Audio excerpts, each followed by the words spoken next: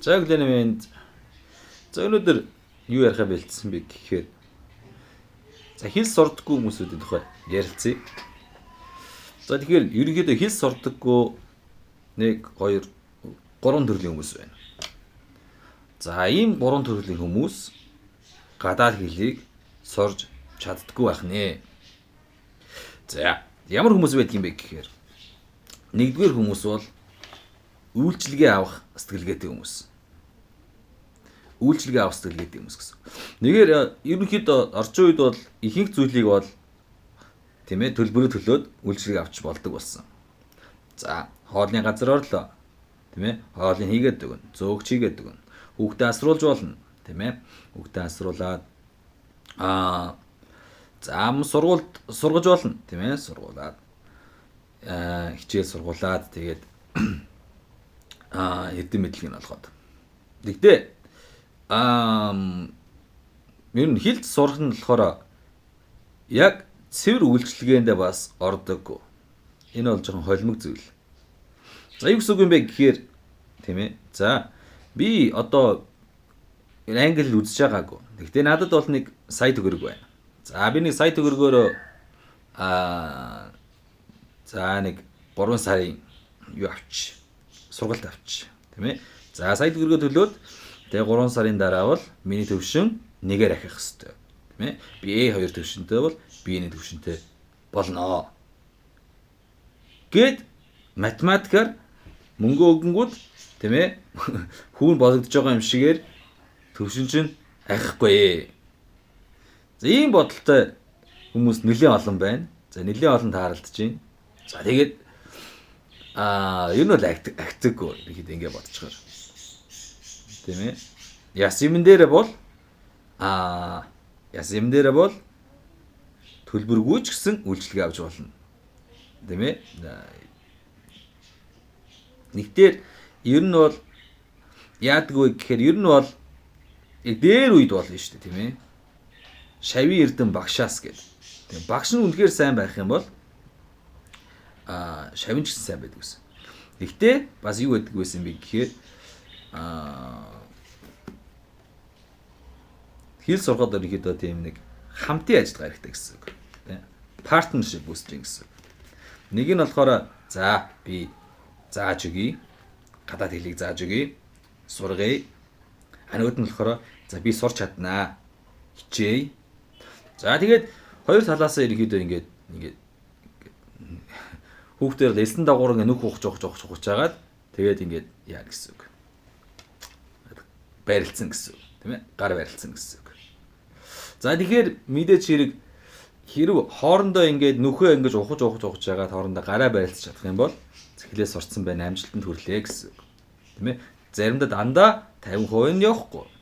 Заримдаа болохоор багш нь илүү хүчин чармайлт гаргаад нөгөө нүхнийх нь 70% нь ухаад нөгөө сурж байгаа хүн нь болохоор 30% нь ухаад уулзч магадгүй. Заримдаа болохоор багш нь их нөгөө хичээл зүтгэл гаргахгүй бол сурагч нь өөрөө ингэж явж ухсаар байгаа 70% гээд тэгээд 70 30 дээрээ ч уулзч магадгүй. Тэгэхээр миний хэлэх гээд байгаа санаа бай гэхээр хизээч энэ нь болохоор ялангуяа гадаад хэл сурж байгаа багш сурагч болж хувирсан бол аль нэг талдаа 100% байдаггүй гэсэн үг. Тийм ээ. Хизээч одоо нөгөө 100% одоо нөгөө хүмүүс маань өөрөө сурдаггүй. Багш нь ч гэсэн 100% өөрөө хичээсээр хагаад нөгөө хүнээс сурдаггүй гэсэн үг. Тэгээ хэрвээ 100% байдаг байсан бол асар их хүчин чармаад 100% өөрийгөө тэр хийхэд зориулна гэсэн үг, тийм ээ? 100% зориулна. Тэгвэл ээ штэ. Ерөөсөө заавал багшийн чирэг байхгүй гэсэн үг, тийм ээ? Өөрөө сурч болно. Тийм хүмүүс бол. За тэгэхээр энэ болохоор асуудал байгаа гэсэн, тийм ээ? Ер нь бол хэл сурах бол цэвэр үйлчлэгээний ажил биш. Энэ болохоор хамтын ажиллагаа. Энийг өн ойлгодгүй хүмүүс болох юм бол төлбөрөө төлсөн байдаг, 100% төлбөрөө төлсөн, тийм ээ? За тэгвэл цаг хугацаа өнгөрөөд байдаг, тийм ээ? Хичээлдээ суугаад яваад байдаг, эрс бүрэн байгаад байдаг. За гэтэл өөрөөс шалтгааллах зүйлээ хийхгүй яваад байхаар яадгүй гэхээр нөө үр дүн гарахаа болж эхэлдэг гэсэн. Үр дүн гарахаа болж эхэлтэнгүүд Сэтгэл ханамж байхгүй болно. Би юу яах гэж энд сурав гэсэн асуудал гарч ирнэ. Тэгээ эцэстээ яах нь мөнгө нүргэлээ дуусна. Цаг нь ч гэсэн дуусаад болно. Харин төвшин ахаагүй үлднэ гэсэн үг. За энэ болохоор нэгдүгээр төрлийн хүмүүс. За өөр ямар төрлийн хүмүүс хэл сурдаггүй юм бэ гэхээр уйдамхай хүмүүс. Уйдамхай хүмүүс. Окей. За нэгээр ерөнхийдөө бодоод үзтээ. За хүүхдүүд бол нэг юм уу зан 2 жил болоод их хэлээ сурдаг тийм ээ. Юучгүйгээс. Тэгэхээр ер нь бол хамгийн багадаа 2 жил тасралтгүй хэлээ үзчихийж сайжирна гэсэн үг.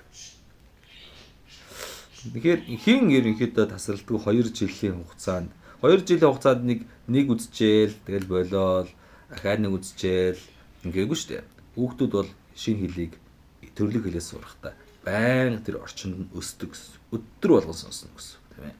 Өдөр болгон сонсно. Өдөр болгон ярих гэж оролдоно. Өдөр болгон тэр хэлээрээ ямар нэгэн интеракц хийн үйлдэл гарах гэж оролддог гэсэн. Тэгвэл гадаад хэлийг сурахдаа өдөр болгон та нар хийж байгаа юу тийм ээ. Хөдөж байгаа хүмүүсээ өдөр болгон ингэж сонсч чадж гинэ үү тийм ээ. Тэгээд үнэхээр 2 жил болоод миний төвшин сайжрахгүй байна. Ахаагүй гэх юм бол тэгвэл юу юм болоо? Өөр асуудал байна гэсэн. Тэгэхээр яадаг вэ гэхээр би үүсгэх юм ихээр бодит төвшин ахих тийм ээ. Бодит хэл сурахад бол цаг хугацаа бол шаарддаг. Тэгэхээр зүгээр чигвэл нөгөө нэг явж итэл нь хэлчин сайжрахгүй тодорхой хугацааны туршид хичээл зүтгэл гаргаж байгаад тэгвэл өөрөөр хэлбэл тодорхой хугацааны турш тасралтгүй хөдөлмөрлөөд үр дүн гарах хүртэл нь төвчээртэйгээр яах нь үгийг сэжлэх хэрэгтэй байх нь байна. Дадалгаа хийх хэрэгтэй байна. Сонслогоо хийх хэрэгтэй байна. Энэ хугацаанд уйдсан ч гэсэн сэтгэл хөдлөлөө удирдах шаардлагатай байх нэ. За 3 дахь хэл сурах чаддгүй хүмүүс юу юм бэ гэхээр энэ бол арай өөр. Энэ бол өөрийгөө эвдэж чадахгүй хүмүүс. Өөрийнхөө комфорт зоноос гараад шин зүйл рүү зориглож алхам хийж чадахгүй хүмүүс гэсэн. За ихээр би нэг жишээ хэлэхэд болохоор яаж тайлбарлаж авах вэ гэвэл ихэнх хүмүүсийн ярьдаг зүйлээр би англи хэл анх сурж байхдаа тийм ээ анх сурж байхдаа ингээд дүрм заалгаж сурж ийсэн. Тэг эргээр л би сурдгийг. За тэгэхдээ ингээд байж идэл англи хэл зааж байгаа багш нь дүрмээр биш ярьж заадаг бол яах вэ? Тийм ээ. Дүрм заахгүй зүгээр ярианы дадлага хийгээ заагаад. За тэгвэл тэр хүн сурч чадахгүй байх юм бэ. Хуучин арга барилаасаа салж чадахгүй байх гэсэн үг. Тийм ээ. Тэгэхээр яг нэг бага ангид нь зааж ирсэн тийм ээ. За ингээд дүрмээр энэ бол энгийн одоо цагийг энэ үед ашиглана. Тийм ээ. Энэ нөгөө тэр юуныгаа үеэр заалгахгүй бол нөгөө хүмүүс гадаад хэл сурна гэдэг нь шал өөр болоод сурдаг арга барил биш болчихно гэсэн үг тийм ээ. Тэгэхээр энэ бол зүгээр ингээд нэг сэтгэл зүйн асуудал гэсэн үг тийм ээ. Тэгээж би сурдаг гэж бодож байгаа бол тгий сурдаг гэсэн. Би өөрөөр сурч болно гэж бодох юм бол бас өөрөөр сурч болно л гэсэн.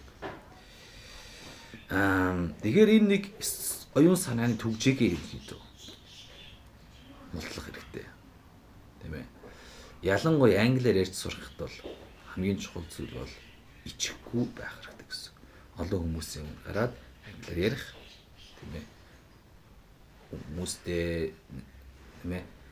Жон бүрэг чимхий бол ярьж сайн чаддгүй бол англиар тэрийг өөрийгөө эвдэхгүй л бол англиар ярина сайжрахгүй байх нэ.